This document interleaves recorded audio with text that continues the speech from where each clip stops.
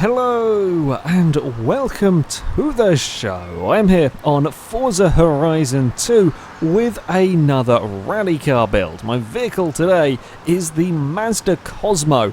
I'll be honest, never really expected to see this car on Forza. Pretty sure it's on Gran Turismo. Not sure I've driven it on Gran Turismo. I've certainly seen it on Gran Turismo. Yeah, a peculiar little thing that I didn't expect to find on Forza. But we are going to give it a build.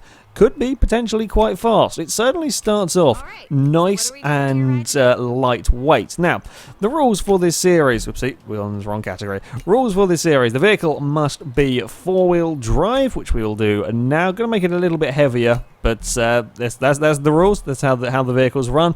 It must have the Storm Island off-road tyres that have jumped the PI up massively. We must have the Storm Island gearbox, sensible short gear ratios, hopefully not too short, could be a little concern with this car, and the off-road suspension. And this actually might survive the jumps quite well, just looking at it. I think it's got decent ride height. Admittedly, there's quite a lot of overhang at the back. It's a peculiar shape, and I quite like this car. I have to say, I quite like the look of it. It's just slightly peculiar. They're the mandatory parts, and the rest is up to me. Now, I did have a sneaky look, and I believe this can have the quad rotor engine. Please keep it in S1 class. Please keep it in S1, bugger. No, too much power. Far too much power. Oh, to keep it in S1 class. Damn. Now, this is where the tricky decision comes in. Do I keep the standard engine, or do I go for the 6.2 litre V8? Now, the V8 will give me plenty of power, plenty of torque. It will make it a little bit heavy. I can probably drop some of that weight back out of it again with a weight reduction. I don't know if the standard engine is going to be powerful enough. Let's just have... I'll tell you what. We will go through and do the other important bits that we are likely to want. We're going to want brakes. Most definitely we're going to want brakes. We're going to want anti-roll bars as well, and ideally I would like full-on weight reduction down here. Puts it down to £1,900. That is quite light. Roll cage, I mean it's still going to be light. It's an old car. I will go with the roll cage for this. Tyre widths I would also like, and they are actually that's not too bad. I was fearing that we may have really diddy tyres. Certainly standard. Look at that, 155s on it. That is trailer wheels on the back of this. 245. We've had better, but we have had worse, so that's not too bad. 235 on the front. I don't think we're going to have a huge amount of grip, but it could be a lot worse. Now we have them parts on. I have a very sneaking suspicion that we won't get that. Oh, we do still get this in S1 class. Interesting. Yeah, I think we're going to have to... Standard engine's under a litre. Wow, I didn't realise there's a tiny engine in this car to be. That's not bad actually. 128 horsepower and 103 torque out of a 1 litre engine. That's pretty good going for this vehicle. We could turbocharge it. Maybe we could get it up. I don't think it would max it in S1 either. So you know what? We're going to go with the V8. Lots of power, lots of torque in a car that doesn't weigh very much.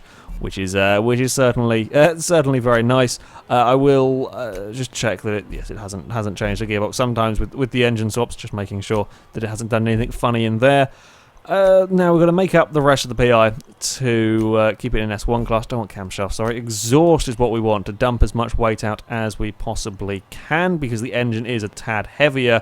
But yeah, that'll do. That's fairly effective at weight reduction there. Pistons are often quite good as well at dumping out. Okay, it dumps out a little bit of weight. It's not a huge amount. Valves, maybe. Can we get that in? I kind of want just a couple of PI left to play with to stick the driveline in. Get as much power, and then we go for driveline. And because this is a fairly sizable drop as well, 11.2 pounds. I will take that from the differential. And then we will go with a clutch. Oh, I can't quite get a clutch. Sometimes you can sneak one of them on. Oh, I haven't done aero bits. What have we got in the way of these? We are probably going to want aero on this car, as there is going to be a general lack of grip from the tyres. I'm really hoping this is going to drop the PI. Oh, it's dropped the PI by quite a bit. Fantastic. We will have room for perhaps the clutch. Can we remove We can remove the bumper, save some weight. We will go with that. Now we have a couple more PI to play with. I mean, the spoiler will lose us some straight line speed, but that doesn't matter. Straight line speed is completely and utterly irrelevant for what we're doing here, because we're on a rally course. 140 miles an hour is about all we're going to get. There's going to be more than enough power to get this to that sort of speeds. We can go for a flywheel for a couple of pounds. Sure, unless I can sneak in an air filter. We can. 3 horsepower more. Yeah, we'll go with that. We'll go with that option. 476 horsepower, 481 torque. Not too bad figures in a car that's, what, £2,200. Potentially this could be fast. I am just going to quickly check that the gearing isn't shocking. 145. I don't trust that. We'll make it a little bit more sensible gearing, just to be fair to the car. That's sure. That's sensible enough. Often with the cars that aren't particularly fast to begin with, when you go put on the rally gearbox, it makes the gear ratios just too short for them. I think it was the Renault Alpine that did like 120, and that was maxed with the way the gearing worked. So yeah, that's fair to the Mazda. Right, time to go and give it a test. Potentially could be very, very quick. My concerns are that, well, first of all, the lightness can often cause issue with the bumps. The bumps can throw the car around, and certainly on a couple of corners towards the end of the lap, with the bumps and the potential lack of grip, the car can have a lot of issues. Right, Forest Brawl Circuit, 5 laps for me to set a lap time. Fastest car ever to go around here, a Lamborghini Countach with a 59.2. I would be surprised if this car beat the Countach. While I expect this to be very, very fast, it could well be the quickest car we've ever had. I did just briefly glance the 0 to 60 time while I was in the benchmark there of 2.8 seconds in this. I expect this to be pretty damn ridiculous on the acceleration front, sure, but I'm not sure we're actually going to have the cornering grip to get this one around here, because the tyres are just not quite big enough. But then again, the very heavy Carlton with small tyres did get into the 59, so who knows? I genuinely don't quite know where this car is going to end up on the leaderboard. We're going exploring out that way just a little bit. And then we're going to take a very big jump across there. Try and keep it all neatly together through here. Okay, good news. We are not too bad on the landing of the jumps. It's dealing with them okay. The bad news, well, as I feared, there is just not quite the grip through the turns. I cannot chuck it into the corners and carry the speed that I could with the Carlton. However, this should be very, very fast accelerating down here. How do we fly? Flies very well. We've had 3 cars in a row that have flown really nicely across the jumps. That is nice to see. Straight line speed is pretty good. I got a bit scared and jumped on the brakes. In fact, the brakes are not that amazing. I'm surprised, well, maybe not too massively surprised by that. Often the classic vehicles, when you upgrade the brakes, it doesn't really give you the same performance as some of the upgraded brakes for the more modern cars. It's a strange way Forza works. But yeah, the brakes, that was a really big land on 2 wheels that shrugged off all of our speed down there. Brakes are not, yeah, despite it being lightweight, it's just not quite got the stopping power that I would like. Can we try and carry that? It's a much better line through there, but it's still not really. I still can't feel like I can push the car the same way I could with the Carlton. This lap, okay, it was a little bit on 2 wheels at one of the jumps. It's not terrible.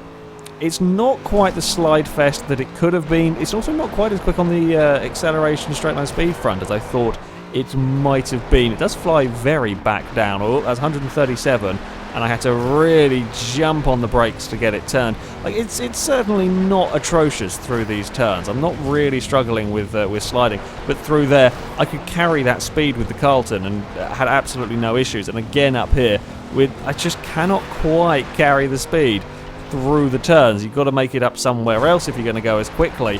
And I went honestly not that much faster accelerating. And across the bumps, it does deal with the bumps far better than I expected. Oh, we got a slide on there. That nearly ended really badly.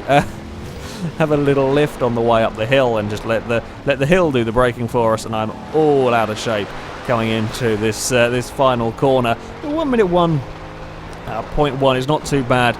Definitely, this is probably going to get, if I can get a good lap, it's going to get into the mid 1 minute point somethings, but I don't think this will get into the 59s. It's just lacking that grip, and it can't make up for it with blinding acceleration, as I thought we had potential to do that. Ooh, tree. That was very, very close. Yeah, you just got to lose. You just shrug off so much speed if you're going to make it around that turn. You just can't carry it. Again, we will try and be neater through here. Now, take the jump this side. There we go. Now, how fast? Well, we can carry about 98 miles an hour, which is pretty good going, but it's just not quite as quick. I think the Carlton did about 103 through there. Oh, we're slightly throwing it at the hill there. Not really intended. It's just where the car ended up. Oh, I've carried too much speed on the way into there, and we're not going to be able to sort it out in time.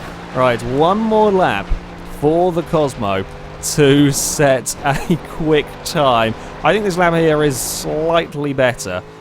It does fly. It flies really well across the jumps. That's very, very useful on there. 1 minute 0.7. That's kind of about what I was expecting, actually. We can potentially shave a little bit more time off that if I can get it right. Turn 1. We're very wide through turn 1. Got to be so slow down here. It's very annoying. Can I be brave through here? Oh, I can be brave. I did nail the first part flat out, but that really that really threw me for the next part. It's just not got the grip. I think we're ever so slightly pointing in the wrong direction. Can I gather it up? It's just not enough grip in the Mazda. It's so close to being a really good car. It's so close to being good at this, but we lack the grip. Oh, I've completely fluffed up this section down here now.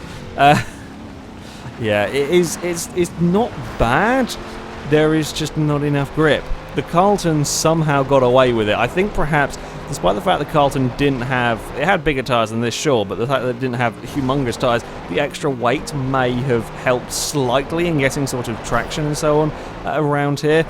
This, I just cannot carry the speed. It's the second turn where it's really noticeable. I just cannot carry any corner speed through there, and the second to last turn as well.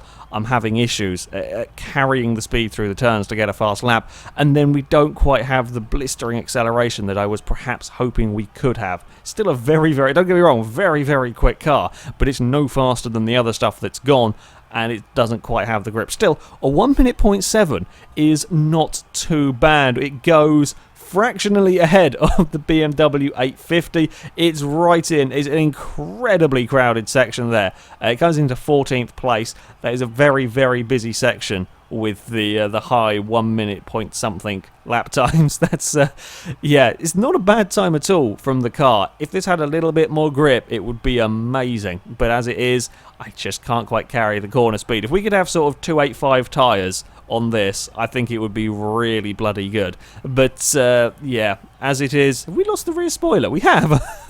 At some point that fell off. Don't worry, I haven't got the it's not on that simulation damage, so losing that has made no difference to the car's lap time. Yeah, not a bad car. I just would love bigger tyres or more grip. But yeah, there we go. That is it for this this video, guys. Thank you very much for watching, and until next time, goodbye.